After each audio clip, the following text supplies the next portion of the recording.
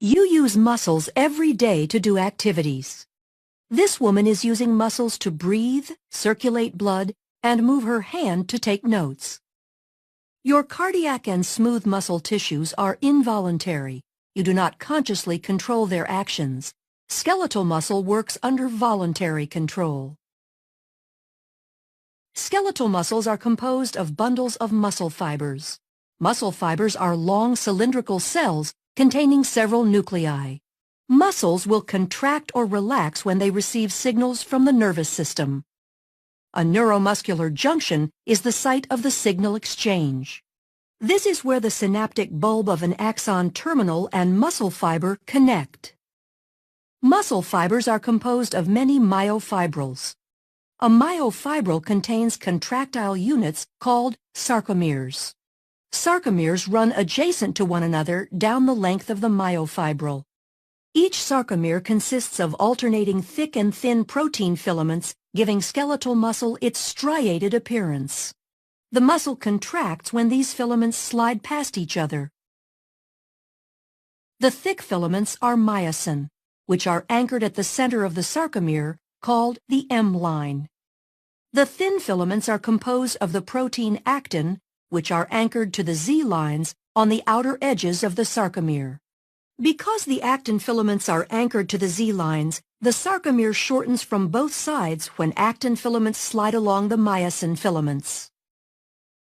Although the action between the filaments is described as sliding, the myosin filament actually pulls the actin along its length.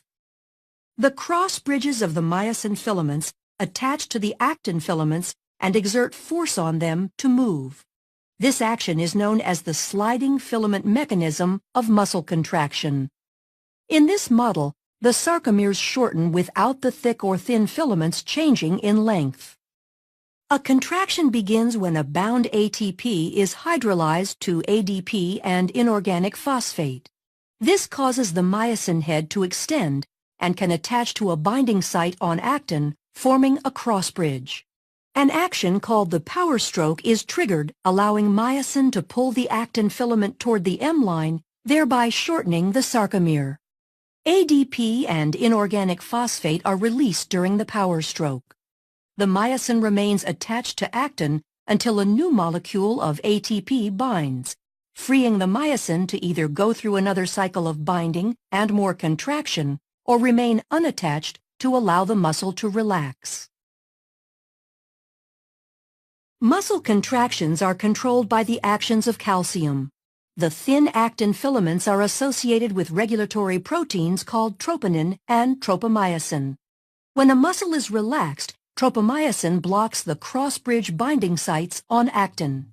When calcium ion levels are high enough and ATP is present, calcium ions bind to the troponin, which displaces tropomyosin, exposing the myosin binding sites on actin.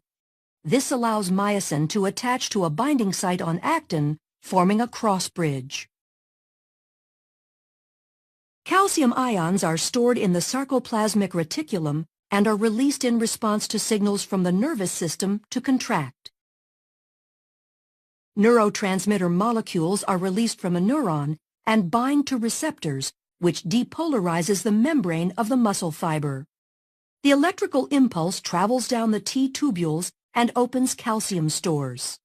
Calcium ions flow to the myofibrils, where they trigger a muscle contraction. As the actin and myosin slide along each other, the entire sarcomere shortens as the Z lines draw closer to the M line. As the sarcomeres in myofibrils contract, the entire muscle fiber will shorten. When muscle fibers contract in unison, a muscle can produce enough force to move the body, allowing you to take notes.